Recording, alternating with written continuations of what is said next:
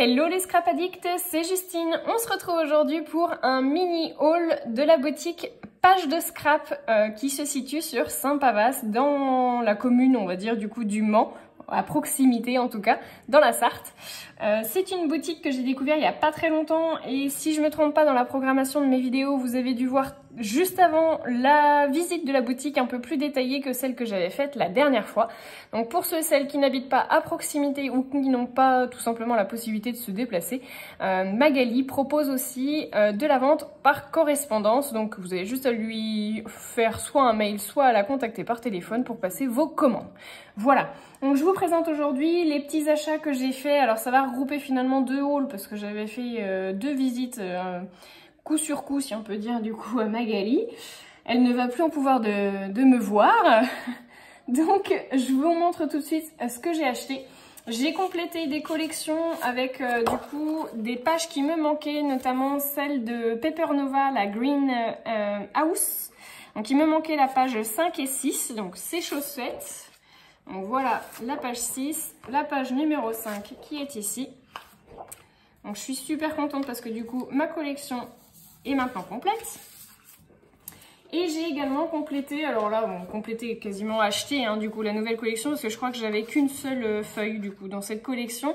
La collection So Fall de chez Sokai, donc qui est sur le thème, forcément, du coup, de l'automne, parce que Fall, c'est automne, pour ceux et celles qui ne le savent pas. Celle-là, elle est canon. Donc voilà.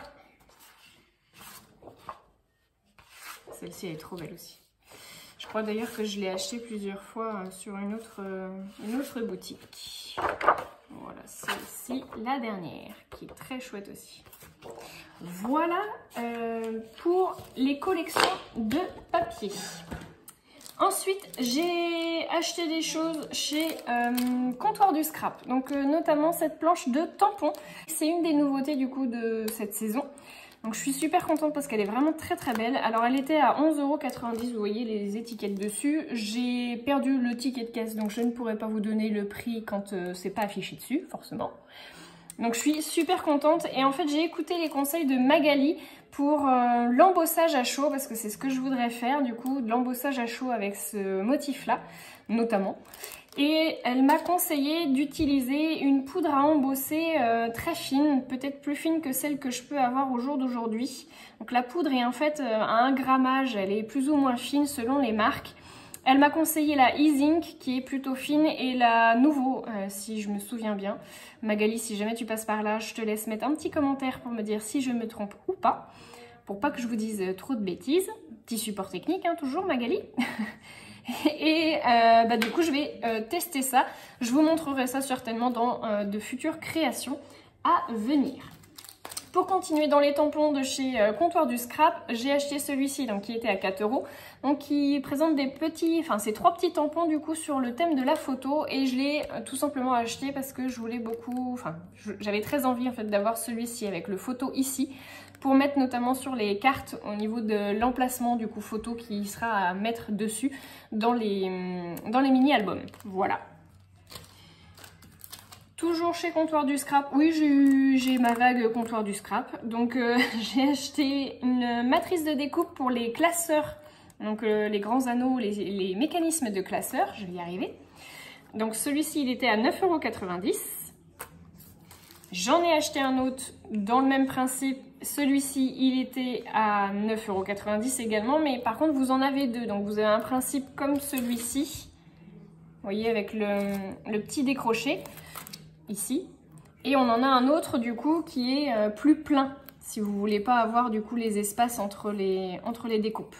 Voilà, donc je suis plutôt contente parce que c'est des desks que j'aurais peut-être pas forcément acheté en dehors d'une boutique, que j'aurais peut-être pas forcément acheté en fait sur le site internet.